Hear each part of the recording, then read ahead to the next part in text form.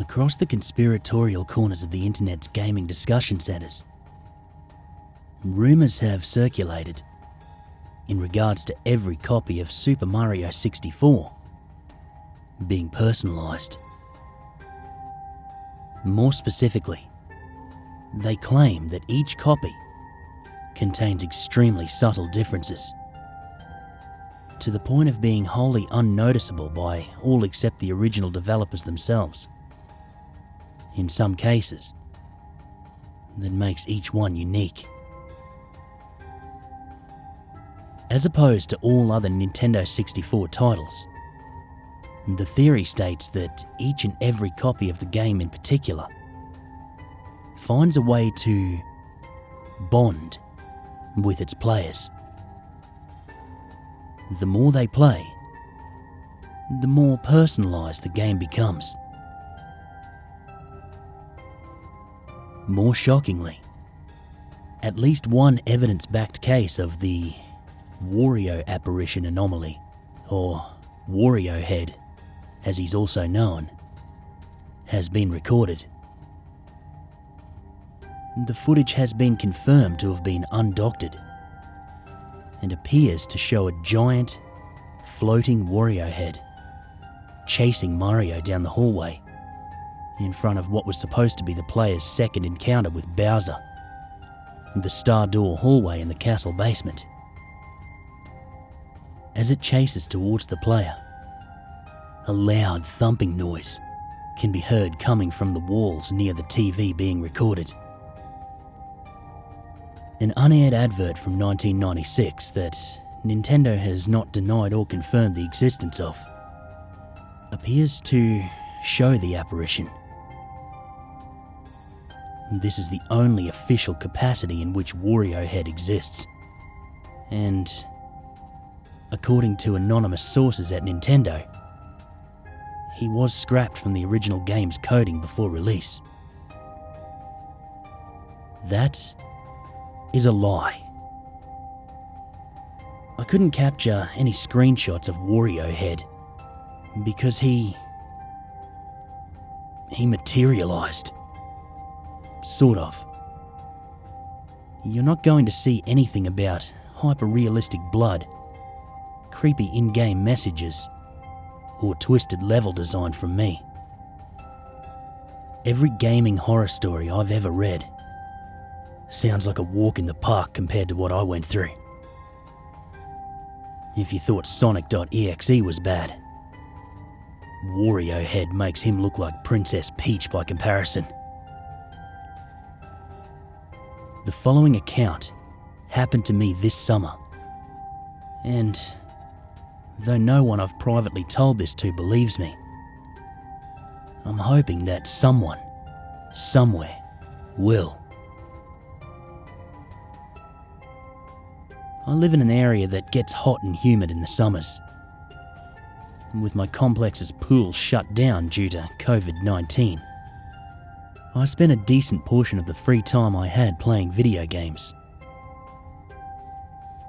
Around the time that the rumours of Wario Head first surfaced, I found myself dangerously curious about whether such an anomaly could exist.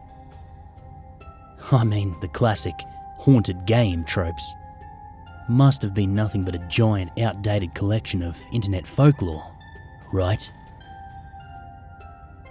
This sort of thing wasn't possible, I'd always thought. Demons didn't actually possess video games, just dolls, or people. As it turns out, I thought wrong. Had I taken these theories even a little seriously, I could have saved myself some of the most mentally, spiritually, and emotionally daunting hours of my life.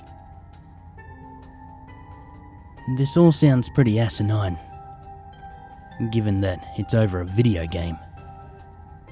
But that's the problem.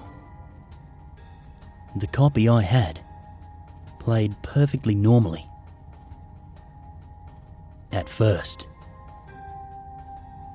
One particularly sweltering evening, just after I'd finished eating dinner, I opened up my laptop and decided to test the personalization theory out myself.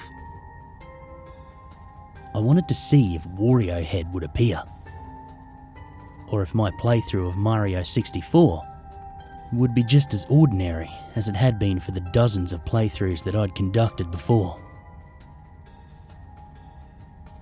Once the computer was at full charge, I opened up my N64 emulator, plugged in my PC controller, opened the game and kicked back.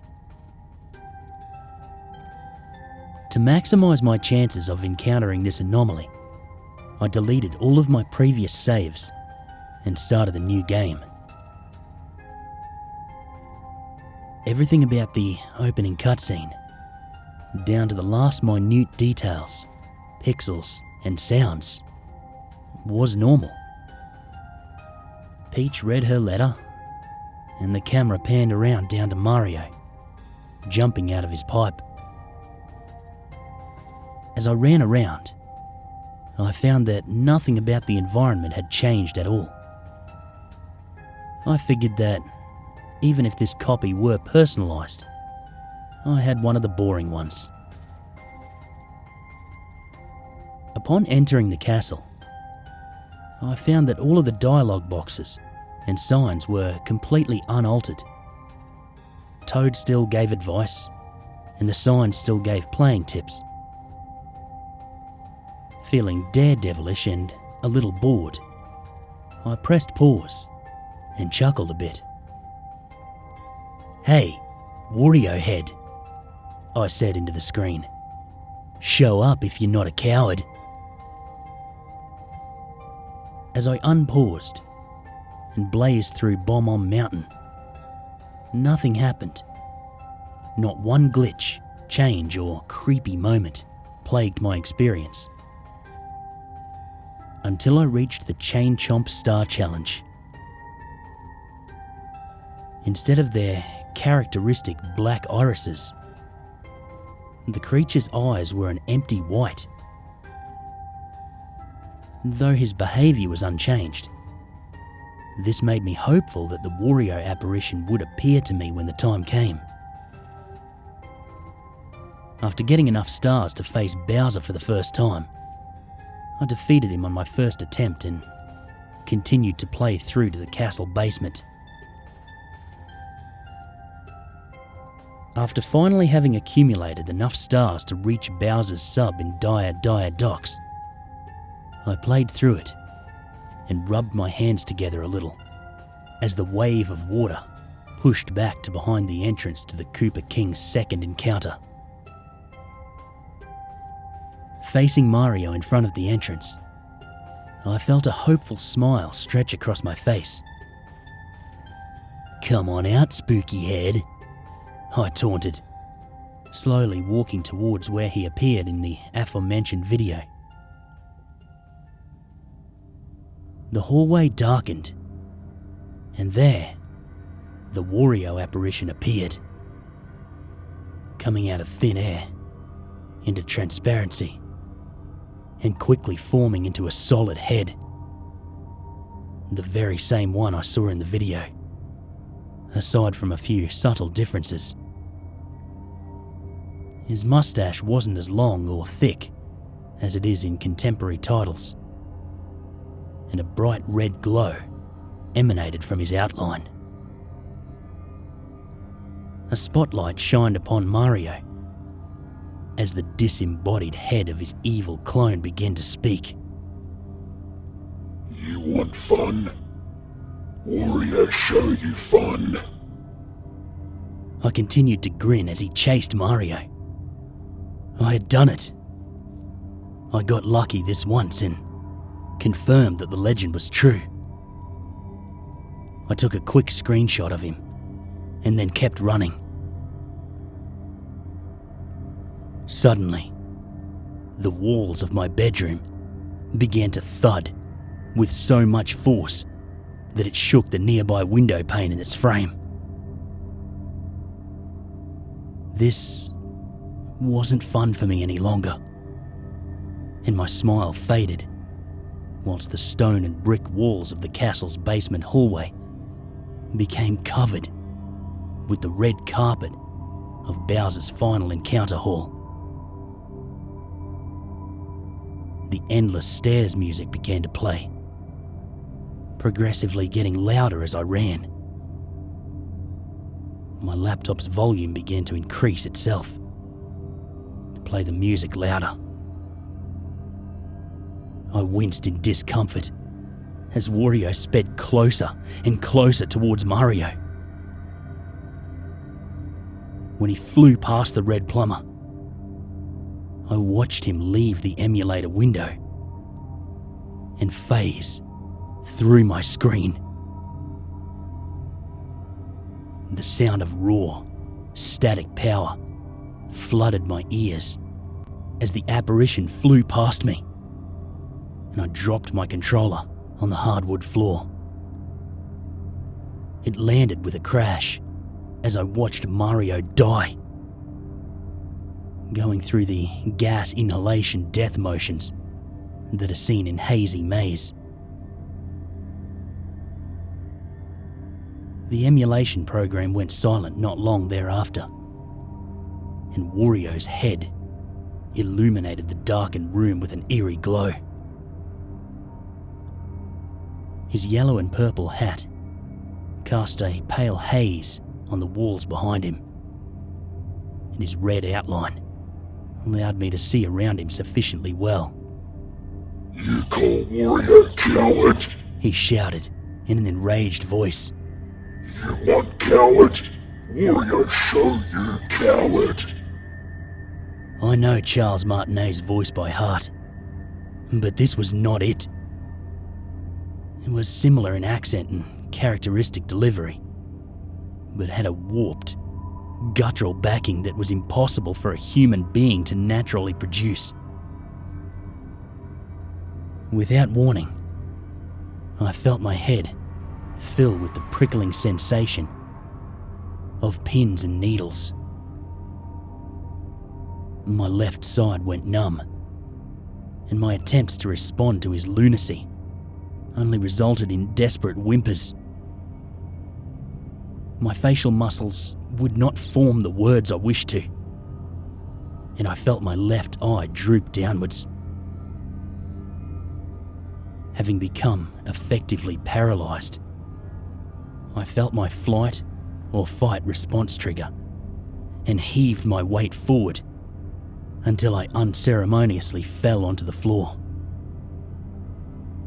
I managed to drag myself forward across the cold floor, feet at a time.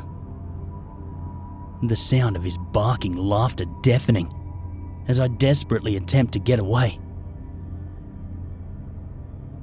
Despite this sensory overload, I was still able to focus my intentions on survival. I felt sorrow and regret rush through me, while the endless stairs music resumed with a maddening fervour. The xylophonic tones blaring so loudly now that my own cries of anguish were drowned out in the cacophony.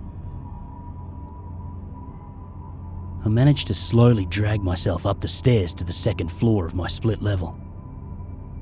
But he effortlessly pursued me.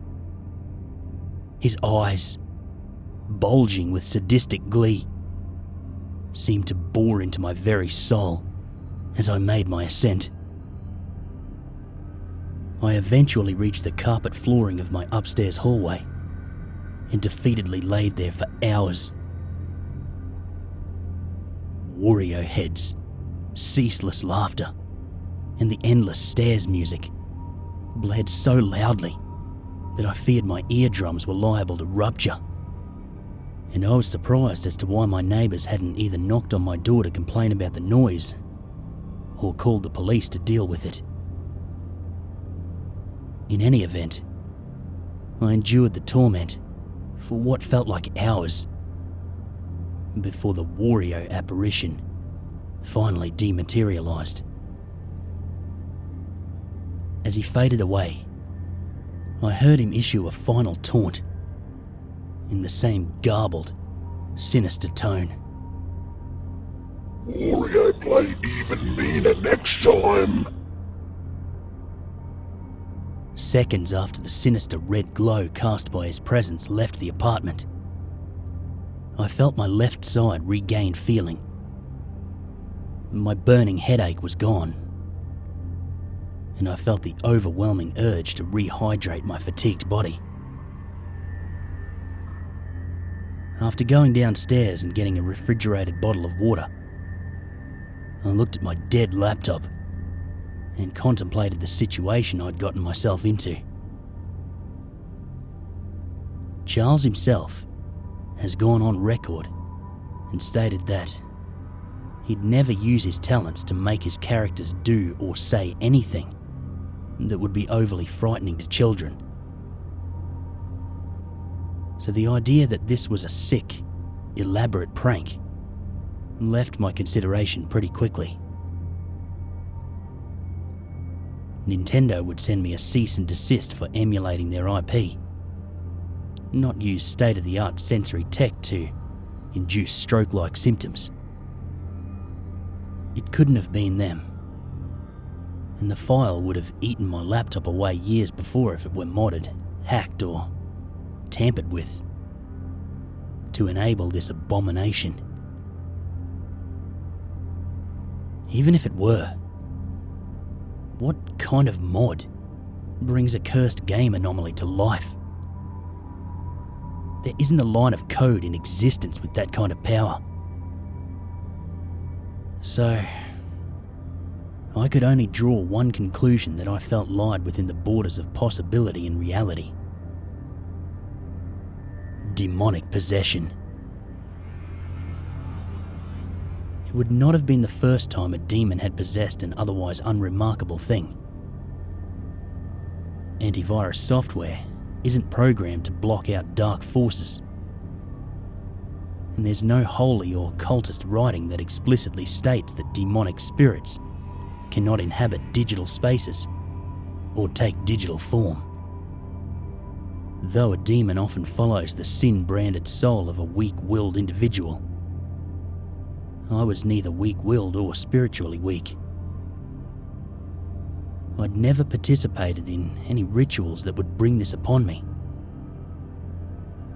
But I had soon theorized that the digital anomaly is what allowed the Wario apparition to inhabit demonic power.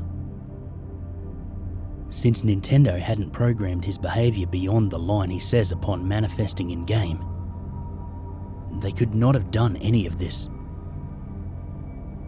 He doesn't even appear in over 99% of playthroughs, giving credence to the theory that the apparition acts as a digital doorway of sorts to whatever seeks to inhabit it.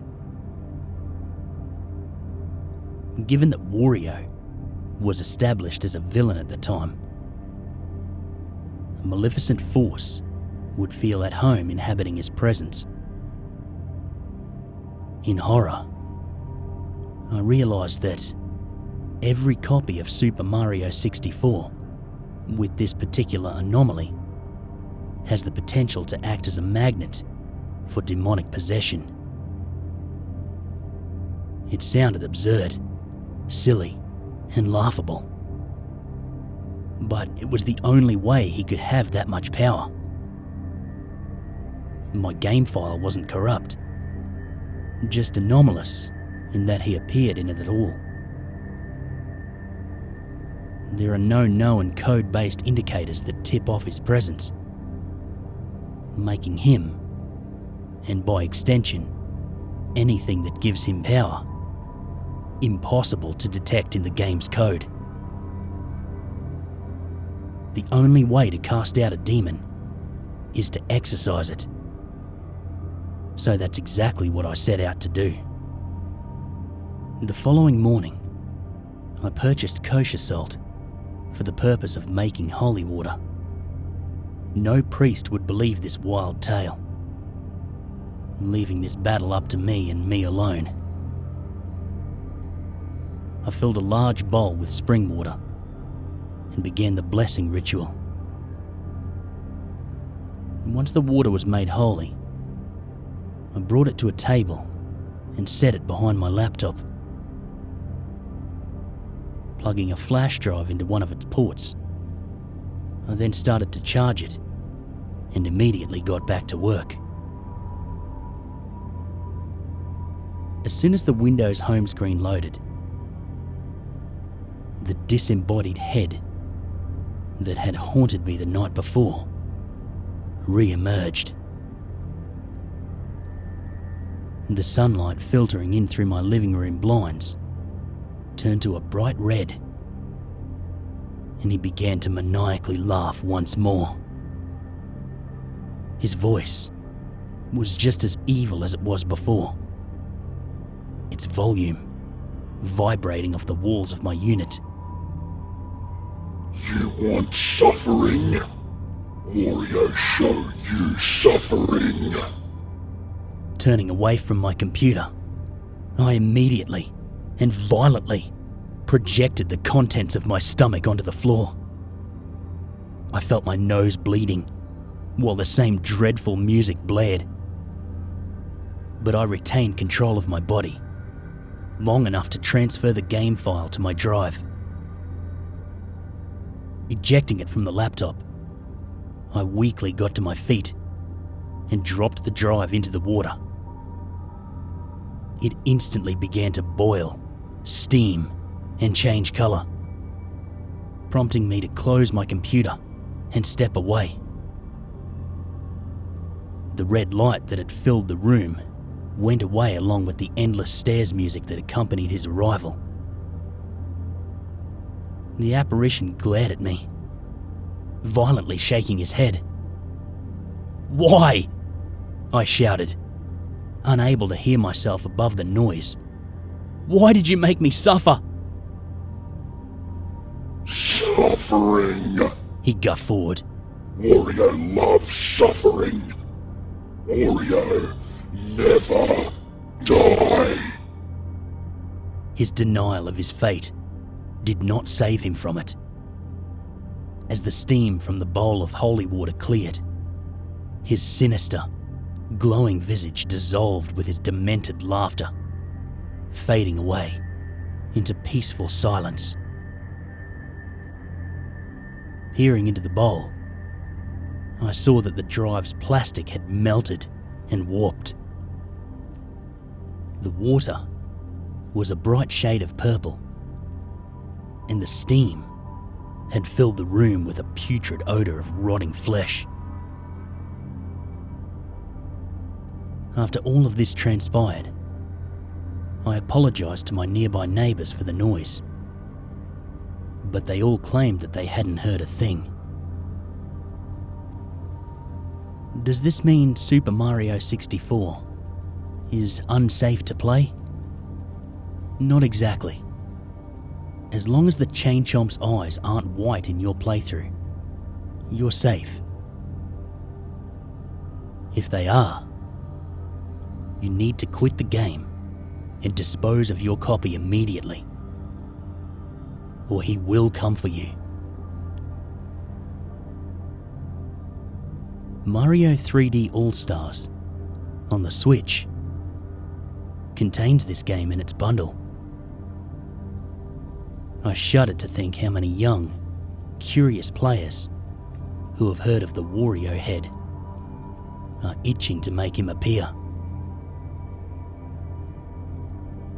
If you find him in front of the entrance to Dire Docks, know that you're playing with your life, and you just might lose.